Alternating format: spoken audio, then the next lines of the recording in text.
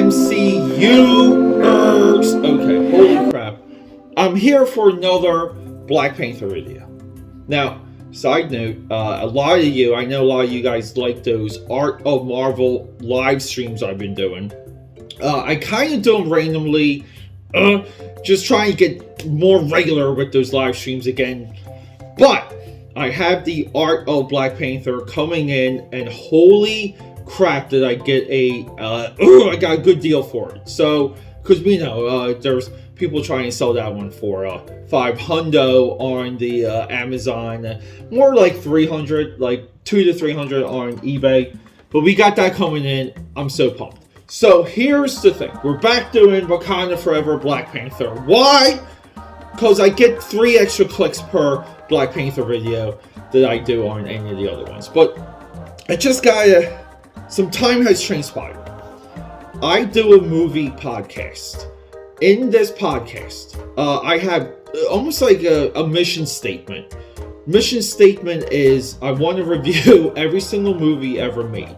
I want to not trust anything I see on YouTube when it comes to movie reviews, because the hot takes and the spoiler-free BS is just the most butt-in-9, B-U-T-T, butt-in-9 way of doing movies, looking at movies, thinking about movies.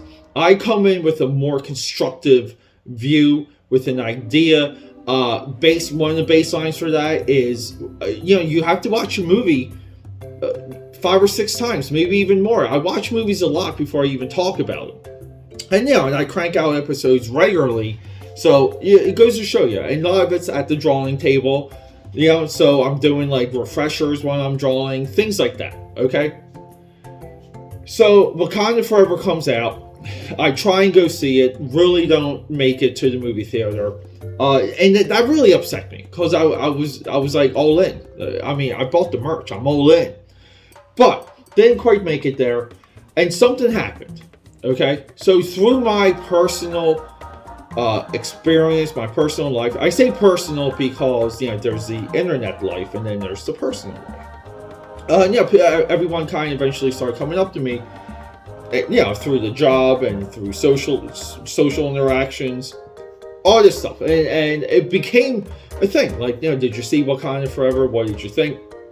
Okay, so, I'm not going to say my anecdotes, right, are like what the general census is, but no one in my circle, no one that I met while going crazy like a maniac, like Nicolas Cage and leaving Las Vegas crazy in Philly, drinking my face off every single weekend, having benders, okay?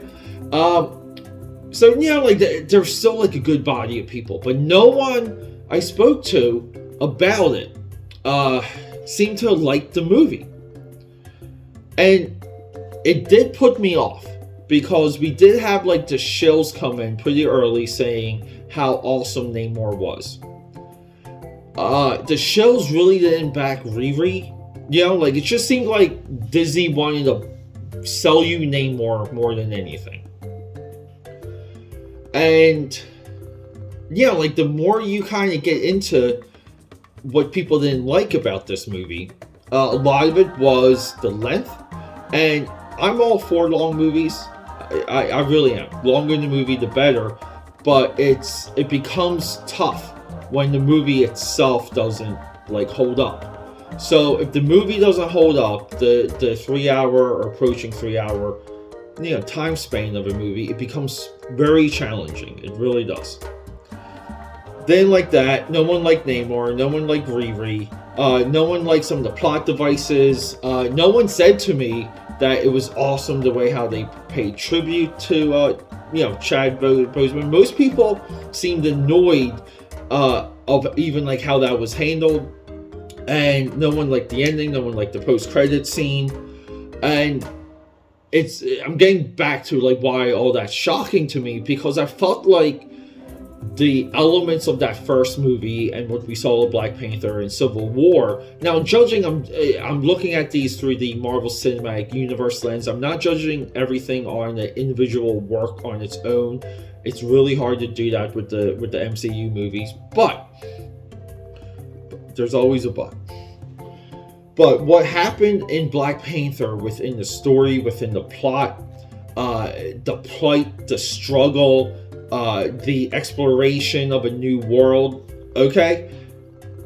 That's what sold. That's what sold the movie. That's what the home run of the movie was about. That's what inspired people. That's how people adopted the ideas of Wakanda. And, like, the title Wakanda Forever is appropriate because that first Black Panther movie inspired a lot of people. And, when you go through the movie even now, I feel like it's there, it holds up. I love the visuals. I just liked how, like silly and ridiculous some of it is, because I'm watching the movie. Like, I can kind of say that they're going to have this complex political environment, that their technology and so advanced with their tech, but they're still going to fight each other on a waterfall to determine the king. Makes perfect sense. But I like that stuff. I like the underground subways that kind of shoot across. It's just crazy, and it's crazy, but it's fun. That's the intent, so I'm all in.